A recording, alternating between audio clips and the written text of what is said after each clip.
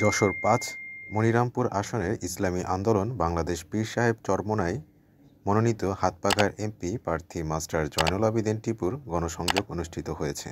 যশোর থেকে আব্দুল্লাল মামুনের পাঠানো তথ্যচিত্রে দেখুন বিস্তারিত। চাঁদাবাজির কোনো লেশমাত্র থাকবে না।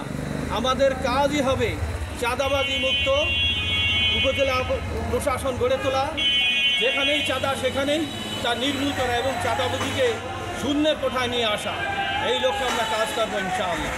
তাছাড়া জাতীয়ভাবে যে বাজেট আসবে সেই বাজেটগুলোকে প্রয়োজনে সমস্ত উপজেলাব্যাপী বড় বড় বাজারগুলোতে টাঙিয়ে দেওয়া, লিখিতভাবে টাঙিয়ে দেওয়া, যেন জনগণ জানতে পারে কী পরিমাণ বাজেট আসলো, কোন খাতে বাজেটগুলো ব্যয় হলো, সেগুলো যেন পরিষ্কারভাবে থাকে।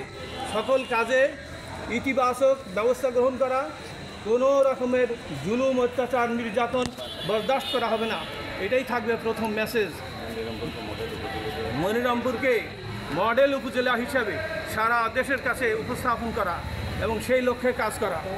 সাংবাদিক সহ সকল শ্রেণী পেশার মানুষের, শ্রমজীবী মানুষের জন্য কাজ করা, নিরাপত্তা যেন বিঘ্নিত না হয়, সকল মানুষের এই বিষয়গুলো আমরা খেয়াল রাখব।